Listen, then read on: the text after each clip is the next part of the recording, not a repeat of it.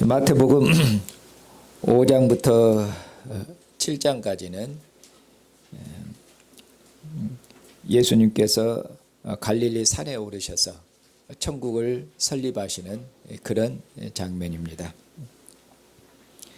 마태복음 5장에서는 천국의 왕이신 예수님께서 천국 백성의 사명이 무엇인지 그걸 말씀하시고, 이어서 천국의 율법을 그처럼 선포하셨습니다.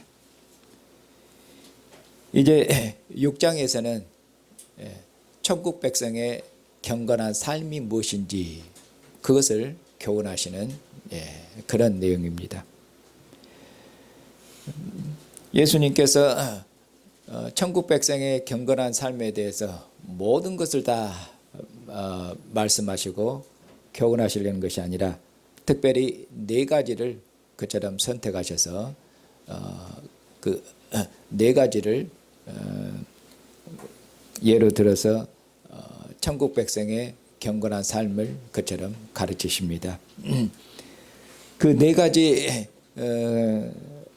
교훈하시는 그 네 가지 항목은 무엇이냐면은 구제와 기도, 그리고 금식, 그리고 재물입니다. 주님께서 이 네 가지를 통해서 가르치시려 하는 것은 다른 것이 아니라 금식과 기도는 하나님과의 교제가 되겠죠.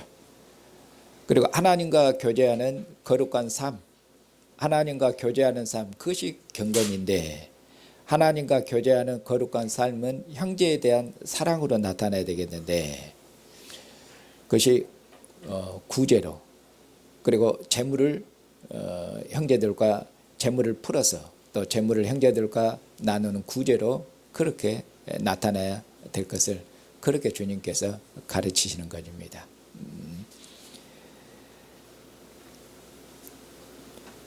하나님과의 교제는 하나님의 나라와 하나님의 의를 구하고, 그리고 하나님의 사랑으로 형제를 사랑해서 하나님께서 주신 재물들을 그처럼 형제와 나누어서 형제를 구제하는 그런 것이 곧 경건한 삶이라고 주님께서 가르치는 것이, 그것이 6장 전체의 그런 내용입니다.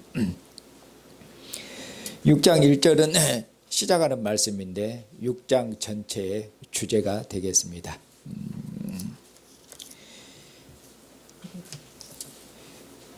6장 1절에서 주님이 가르치신 바의 요지는 뭐냐면은 사람에게 보이려고 그들 앞에서 너희 의를 행하지 않도록 주의해라. 그리하지 아니하면 하늘에 계신 너희 아버지께 상을 받지 못하느니라. 이렇게 말씀하겠습니다.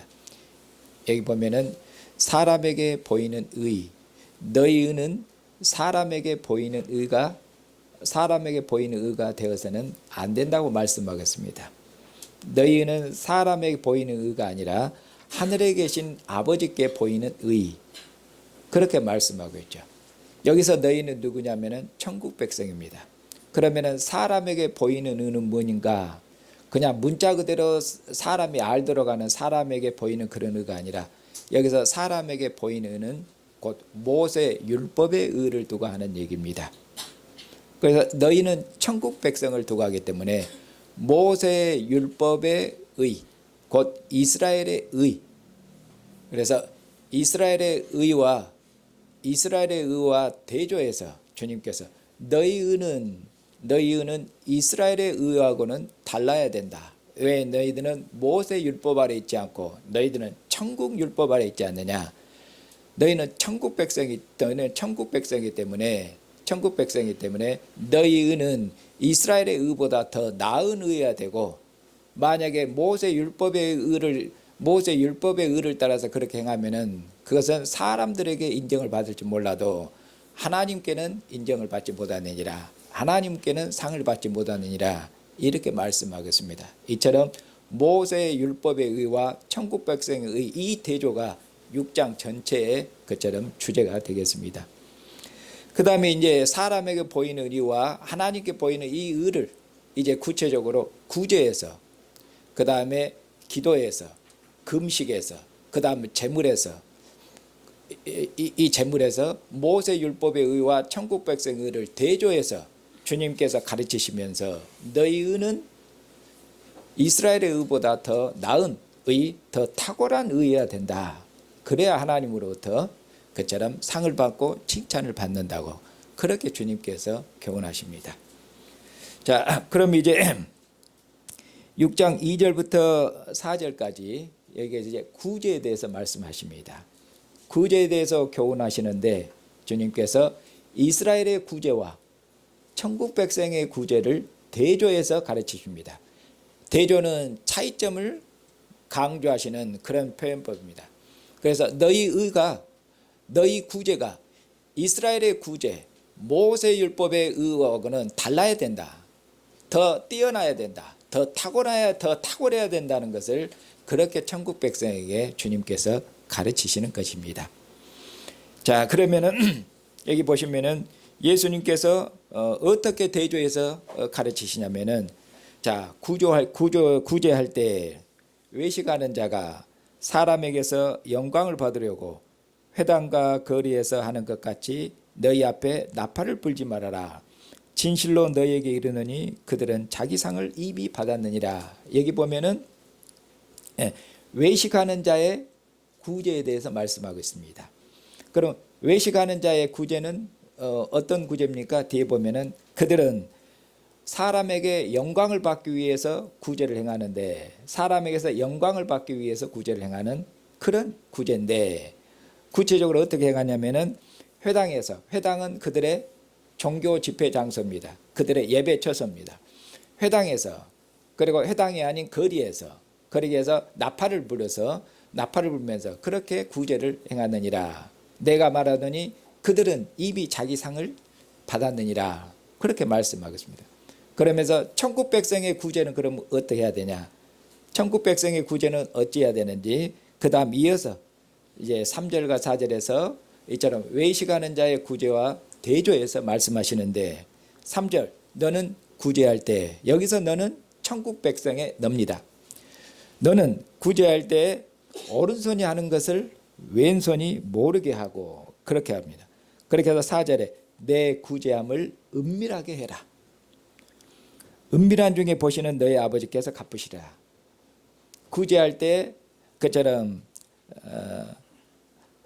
은밀한 중에 보시는 그런 아버지만 알 수 있도록 그렇게 너희 구제를 은밀하라. 그러면은 하늘에 계신 아버지께서 너를 그처럼 상 주시고 너를 그처럼 인정하시고 칭찬하실 것이다. 이렇게 말씀하겠습니다. 자, 여기 구제에 대해서 이제 해석할 때 조심해야 될 점이 여기 보면은 외식하는 자의 구제와 천국 백성의 구제를 대조한다고 그랬습니다. 그런데 여기서 외식하는 자를 어떻게 이해하기 쉽냐면 여기서 외식하는 자와 주님께서 천국 백성의 구제를 대조하는데 이 외식하는 자를 어떻게 해석하기 쉽냐면은 외식하는 자는 그냥 단어풀이해서 겉과 속이 다른 자, 그러니까 거짓된 자죠. 그러니까 구제할 때 외식하는 자처럼 구제할 때 그런 거짓된 마음으로 구제하지 말고 너희들은 진실된 마음으로 구제를 해라. 이렇게 이해하기 쉬운데 이런 말씀이 전혀 아닙니다. 예수님께서 여기서 말씀하시는 것은 거짓된 구제와 참된 구제, 잘못된 구제와 형식적인 구조와 진실한 구조 그런 쪽을 대조하는 것이 아니라 이스라엘의 구제와 이스라엘의 구제, 모세 율법에 따른 구제와 그리고 천국 백성, 그리스도 예수 안에서 이제 나타난 천국 백성의 구제, 그리스도 안에서 이제 나타난 메시아 백성의 그런 구제를 그처럼 대조해서 말씀하시는 것입니다. 여기서 예수님께서 외식하는 자의 구제에 대해서 그들의 마음이 시커멓고 불량하다고 겉과 속이 다르다고 책망하신 내용이 전혀 없습니다. 책망하신 내용이. 그렇기 때문에 여기 지금 구제와 관련된 이 본문뿐만 아니라 마태복음 6장에서 거듭 외식에 대해서 말씀한 것은 그들의 마음의 거짓됨이 아니라 모세 율법과 그리고 천국 백성을 대조하는 옛 백성의 의와 새 백성의 의, 옛 시대의 의와 새 시대의 의, 땅에 속한 이스라엘과 그리스도 안에서 하늘에 속한 교회의 의, 이런 옛 시대와 새 시대의 의, 옛 백성과 새 백성, 이런 역사적인 대조를 말씀하고 있지, 그냥 개인의 마음의 진실함, 거짓되냐 진실함, 개인의 마음이 진실되냐 거짓되냐, 그것을 대조하는 내용이 아니라는 말씀입니다. 자, 그러고 보면은 그러면 이스라엘의 구제는 어떠합니까? 이스라엘의 구제는 이스라엘의 구제는 당연히 어떻게 합니까? 무엇을 따라서 구제해야 되겠습니까? 이스라엘 백성은 당연히 율법을 따라 구제해야 됩니다. 그런데 이스라엘 백성은 율법을 따라 구제할 때 은밀하게 혼자 구제하고 나서는 구제했습니다, 나는 하나님 앞에 인정받는 구제다, 그러면은 안 됩니다. 이스라엘 백성 구제할 때 반드시 누구의 판결을 받아야 되고 누구의 판단을 받아야 됩니까? 그들은 이스라엘 백성은 구제할 때 반드시 이스라엘의 구제에 대해서 판결하는, 그들은 하나님의 율법을 맡은 자들에게 그들은 판결을 받아야 됩니다. 그래서 율법을 맡은 자들, 사람이죠. 율법을 맡은 자들에게 그들의 구제에 대해서 판단을 받고 그들에게 인정을 받아야 됩니다. 그렇지 않고 사람한테 알리지 않고 나 혼자 조용히 구제했습니다, 그건 안 됩니다. 그건 오히려 벌맞습니다.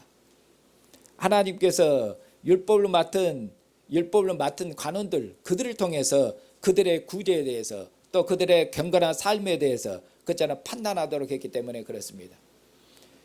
만약에 율법을 맡은 자들이 뒤에 기도에 대해서 말할 때도 율법을 맡은 자들이 메시에 기도할 것 이렇게 정했으면은 그 율법을 맡은 자들의 규정을 따라서 메시에 기도하지, 기도를 안 해놓고는 나는 조용히 기도했습니다, 그러면 됐죠? 안 됩니다. 그건 율법을 맡은 자가 벌을 내릴 것이야. 너는 불의하고 불경건한 자라고. 왜? 율법이 정한 규정을 따라서, 규례를 따라서 안 살았으니까. 이렇게 말씀해요. 그래서 이처럼 율법을 맡은 자의 판단을 받아서 그가 구제를 행하면은 어떻습니까? 율법을 맡은 자로부터 인정을 받고 칭찬을 받겠죠. 그리고 사람한테니까 칭찬을 받고 인정을 받으니까 곧 그것이 뭐겠습니까? 사람들로부터 영광을 받는 것입니다.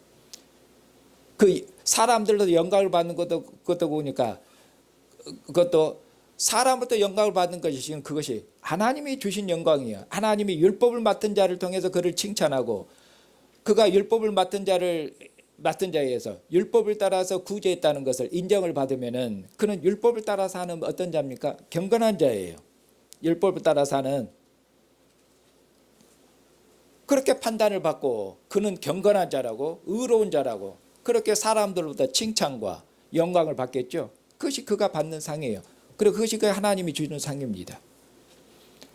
그런데 너는 천국 백성의 의는 이제는 달라야 된다고 말씀하겠죠. 왜? 그들은 이제는 모세의 율법 아래 있는 게 아니라 그들은 이제 천국 백성, 메시아의 백성이 되었기 때문에 그들의 의는 달라야 되고 구제도 달라야 됩니다. 그럼 어떻게 달라야 되는가? 주님 말씀하시죠.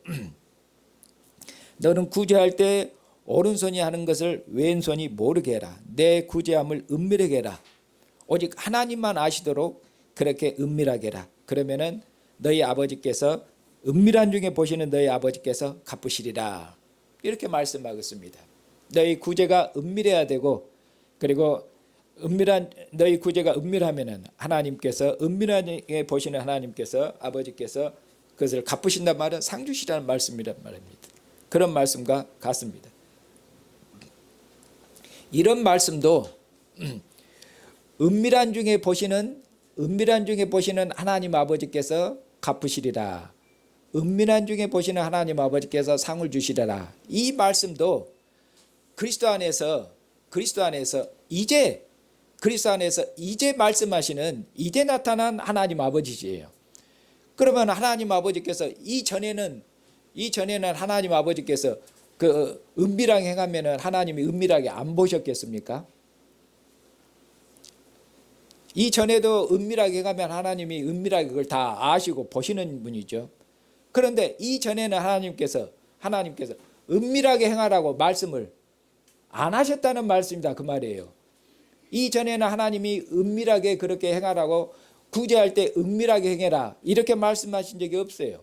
오히려 구제할 때 모든 사람이 알도록 구제해라. 그것이 구약의 율법이다 그런 말입니다. 구약의 율법.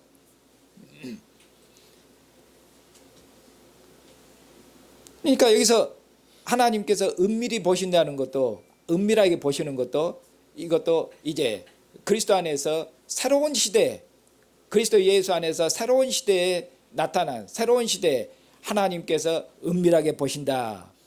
이런 하나님 아버지에 대해서 하나님 아버지를 은밀하게 보시는 하나님 아버지 말 것도 이것도 메시아 시대에 이제 하나님에 대해서 말씀하는 것이지 구약 시대 때 이렇게 하나님에 대해서 말씀하신 적이 없다 그 말씀입니다. 그러니까 여기 구제에 대해서 말씀하실 여기 구제에 대한 교훈을 이것도 이처럼 옛시대와 새시대를 대조하지 않으면은 옛시대와 새시대를 대조해서 말씀 안 하면은 이 말씀을 제대로 이해할 수도 없고 적용할 수도 없습니다. 왜냐하면은 우리가 저기 교회 구제 헌금할 때 어쩝니까? 여러분 헌금할 때 헌금에다가 다 요새 저 주정헌금, 뭔 헌금 다 이름 쓰잖아요. 또 교회에서 구제할 때도 또 구제 헌금이 좀 부족하거나 특별 구제 헌금 할 때는 구제해야 될 사람들에서 그런 상황들이나 교회에 대해서 이런 상황들을 얘기하고 이런 사람들을 위해서 또 이런 교회를 위해서 우리가 특별히 구제 헌금을 하도록 하겠습니다. 지금 다 강구하잖아요. 그러면은 그 말씀을 문자 그대로 적용하면 어쩝니까?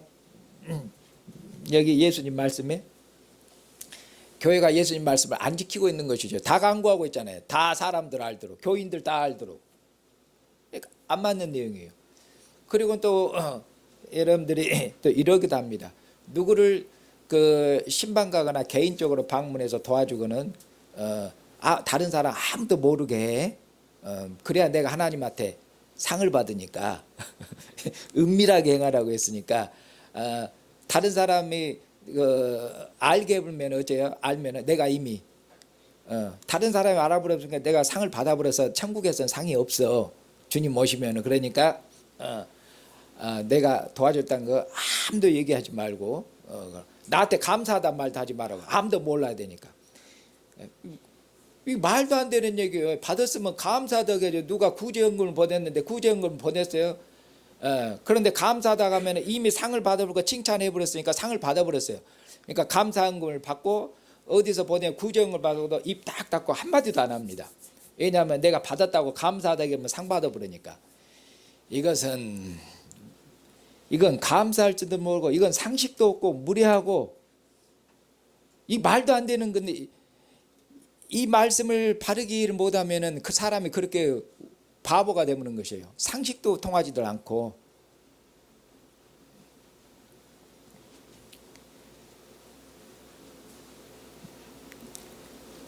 그러니까 여기서도 하나님께서 은밀히 하시라는 것도 천국 백성의 구제를 말씀하는 거죠. 그 문자 그대로 아무도 모르게 하는 그런 내용이 아니다 그 말씀입니다. 하나님이 은밀히 보신다는 것도 구약 때는 하나님이 은밀히 안 보셨다고 말해요. 어떻게 하나님께서 성소에 하나님께서 거기 성소에 하나님이 계셨죠. 성소에 계신 하나님께서 그들의 구제를 보시는데 어떻게 보셔요? 하나님께서 세우신 간원들이 있어요. 하나님께서 성소에 계신 하나님께서 이스라엘을 판단하십니다. 이스라엘 재판하십니다. 이스라엘 다스리십니다. 어떻게 다스리는가? 하나님께서 50부장, 100부장, 1000부장이 있으며 이스라엘의 간원들이 있어요. 하나님이 율법을 맡은 자들이 있습니다. 율법을 가르치는 선생들이 있습니다. 그처럼 율법을 가르치고 율법의 간원들이 율법으로 그들을 다스립니다. 하나님이 그들을 통해서 다스리셔요. 하나님이 이스라엘 백성은 그들의 통치를 받음으로 하나님의 통치를 받는 것이에요. 하나님이 그들을 통해서 구제를 명하면은 그들은 하나님이 세우신 그런 간원들을 통해서 율법을 맡은 자의 가르침을 통해서 구제를 행하는 것이에요. 그러니까 하나님께서 이전에는 그처럼 이스라엘 백성이 구제를 행할 때 하나님이 은밀한 중에가 아니라 하나님이 세우신 간원들 그 앞에서 그들의 구제를 행하도록 한 것이에요. 그런데 이제는 하나님께서 그렇게 그런 구제하고는 다르게 이제는 하나님께서 하나님께서 은밀한 중에 보신다고 말씀하고 있잖아요. 그래 이 은밀한 중에 보시는 하나님을 존재론적이자면 그러면 하나님은 옛날에는 하나님께서 그러면은 은밀하게 하면은 모르셨답니까? 하나님이 사람들이 보도록 행하는 구제는 하나님이 그처럼 그것은 알고 은밀한 중에 구제를 행하면 그럼 하나님이 모르는 하나님이십니까? 다 아시지? 그런데 구약 때는 하나님께서 그랬더니 은밀하게 구제하라고 말씀하신 적이 없다 그 말씀이에요. 그러니까 이것은 역사적인 지금 구제에 대해서 역사적인 걸 지금 말씀하고 있는 역사적인 대조를 말씀하고 있지 보냐 아냐 모르냐 그런 대조가 아니다 그 말씀이에요. 율법의 구제와 복음의 구제를 지금 말씀하고 있는 것이에요. 사람이 아냐 모르냐가 아니라 마음이 거짓되냐 진실이냐 이런 문제가 아니라 이스라엘의 구제와 천국 백성의 구제 이런 대조를 지금 말씀하겠다 그 말씀이에요. 그러면은 이 본문 말씀을 그때는 바르게 이해할 수가 있습니다. 사랑하는 형제 자매님,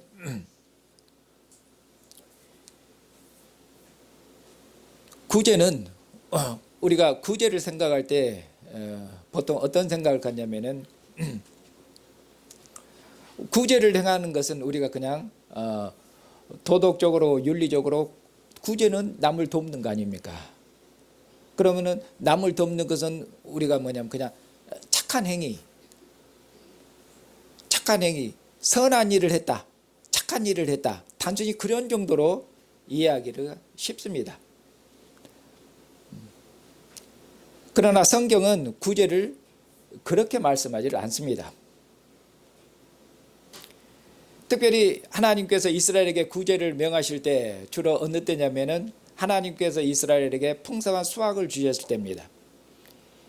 이스라엘이 풍성한 수확을 거두면은 하나님께서 그들을 복 주셨지 않습니까? 그러면 하나님이 그들에게 그처럼 하나님이 주신 그 풍성한 그 열매를 가지고 그리고 어디로 가야 되냐면은 하나님이 이름을 두신 곳, 하나님의 집입니다. 그들이 하나님의 성전으로 가야 됩니다. 거기 가서 하나님을 뵙고 하나님이 주신 그 선물에 대해서 하나님 앞에 감사하고 그리고 하나님께 주신 생명의 선물을 반드시 어떻게 되냐면은 어려운 자, 가난한 자, 고아와 가부, 객 이런 자들과 하나님이 주신 생명의 선물을 나누어야 됩니다.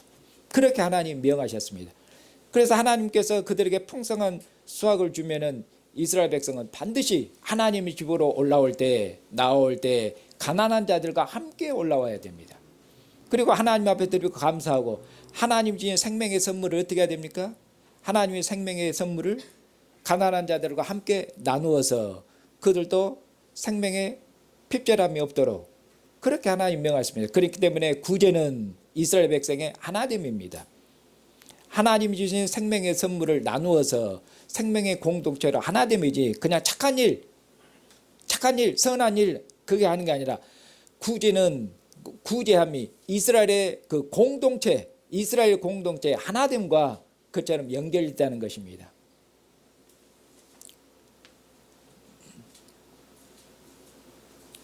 이처럼 사랑하는 형제 자매님, 주님께서는 참으로 부유하신 분입니다. 주님은 하나님의 아들이시며 이분이 만유의 상속자이기 때문에 이분은 참으로 부유하신 분이고 존귀하신 분이고 영광스러운 분이시죠. 예수님은 하나님의 아들이시거든요. 아들은 상속자입니다. 이분이 만유의 상속자시요.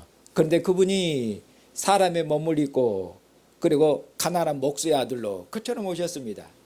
부유하신 분이 존귀하신 분이 그처럼 가난하게 되셨고 낮아지셨습니다. 왜 그처럼 그분은 낮아지셨고 그처럼 가난하게 되셨습니까? 범죄한 자기 백성들을 위해서 그러신 것입니다. 범죄한 자기 백성들 그리고 그처럼 죄와 허물로 죽었던 우리들까지라도 주님께서 그처럼 우리를 긍휼히 여기셔서 그가 그처럼 가난하게 되시고 그처럼 그가 낮아지셨죠. 그리고 그는 십자가에 죽기까지 하나님 앞에 충성하셨습니다. 십자가에 죽기까지 충성하신 이 아들을 하나님께서 죽은 자 가운데 살리시고 그리고 하나님 보좌 우편에 앉게 하셔서 하나님의 아들을 영광스럽게 하셨고 하나님의 아들을 존귀하시게 하셨고 그리고 하나님의 보좌를 아들에게 상속시킴을 통해서 그를 참으로 그처럼 하나님께서 하나님 보좌에 앉게 하심으로 만물이 다 아들의 것이 되도록 만물을 아들에게 상속시키셨습니다. 이처럼 예수님께서 죽으시고 부활하셔서 하나님 보좌 우편에 그가 앉으신 것은 다른 것이 아니라 우리를 위해서 가난하게 되셨고, 그리고 우리를 위해서 높아지셨고, 우리를 위해서 하나님 보좌에 앉으셨습니다. 그렇게 하셔서 아들의 이처럼 죽으심과 부활과 그리고 높아짐을 통해서 우리가 그리스도 안에서 참으로 부유하게 됐고, 그리스도 안에서 우리가 하늘에 함께 안침바 되었다는 것처럼 그리스도 안에서 우리가 함께 존귀하게 되었고, 그리스도 안에서 함께 영광을 얻었고, 그리스도 안에서 우리가 그리스도와 함께 만물을 상속받는 상속자들이 됐습니다. 이전에는 우리들은 하나님의 진노의 자녀들이었는데 우리가 그리스도 안에서 하나님을 아빠 아버지를 부르는 양자들이 됐습니다.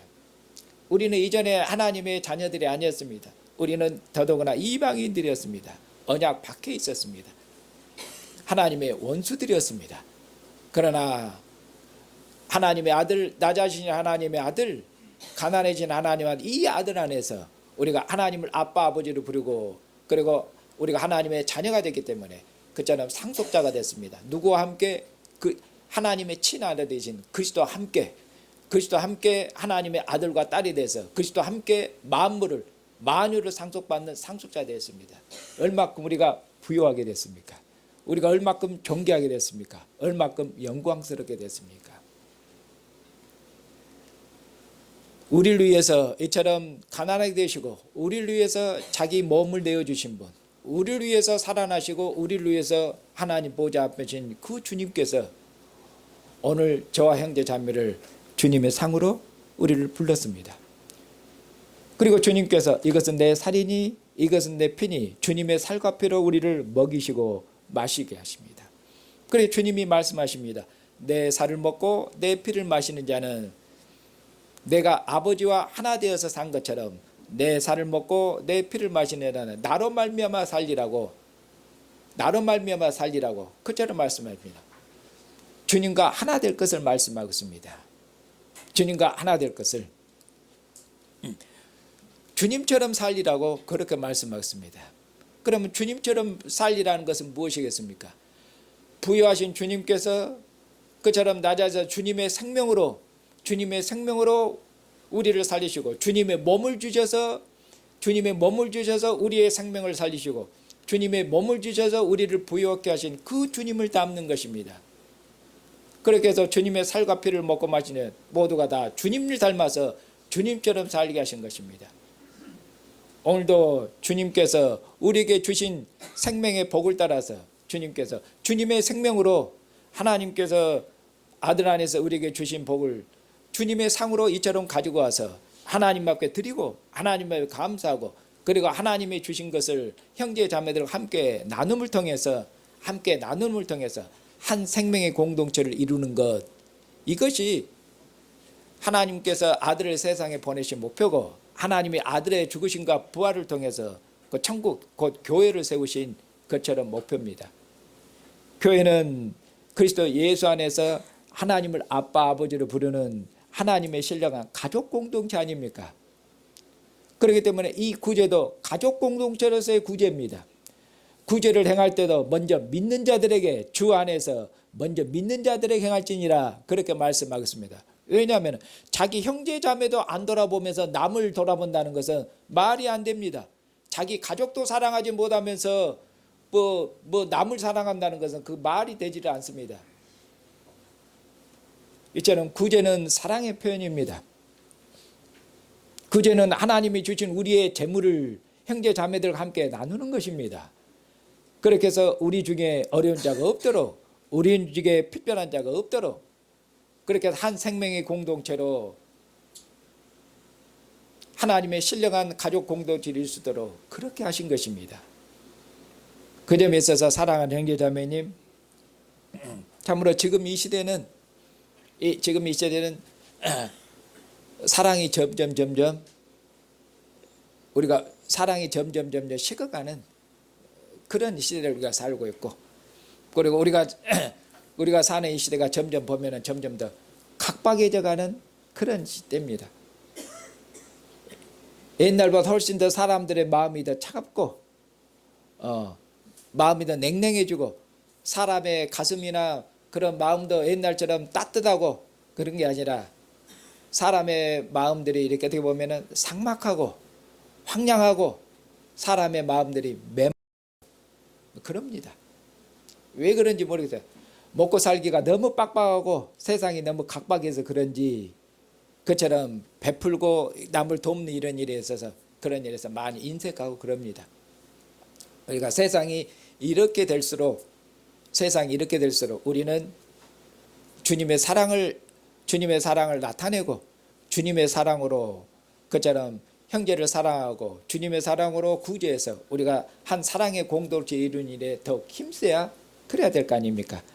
주님께서 말씀하시기를 너희가 그처럼 주님께서 우리를 사랑하신 것처럼 너희가 서로 사랑하면은 그 사랑한 것이 곧 주님께 속한 증거입니다. 우리가 서로 사랑하면은 세상이 너희가 내게 속한 제자인 줄 그처럼 너희가 세상이 알게 될 것이라고 그렇게 말씀하면서 사랑을 명한 거고 그리고 그 사랑은 구제로 나타내야 됨을 그렇게 주님께서 교훈하신 것 같습니다. 주님 오시는 그날까지 사랑을 행함에 있어서 사랑을 행하다가 지치기 쉽고 또 낭망하기도 쉽고 그렇습니다. 그러나 부모가 자식에 대해서 철이 들도록까지 철이 들지 아니하도록 평생에까지 철 들어도 부모가 자식을 사랑해서 평생의 사랑으로 그처럼 수고하고 봉사하는 것처럼 주님 오시는 그날까지 우리가 사랑의 수고와 봉사를 그처럼 쉬어서는 안 될 것입니다. 그리고 주님께서도 주님의 이런 사랑으로 손을 넓게 펴고 주님의 사랑으로 구제하면은 주님께서 우리 수고에 주님께서 열매를 하나님께서 그치지 않도록 그렇게 하시겠다고 그렇게 말씀하십니다. 왜냐하면은 우리가 하나님께서 우리에게 주신 것을 형제들과 나누면 어쩝니까? 그것을 수학적으로 계산하면은 하나님이 주신 것을 형제들과 나눠버렸으니까 그 많이 저축하고 싸워야 되는데 하나님 주신 것을 형제들과 나눴으니 별로 남는 것이 없죠.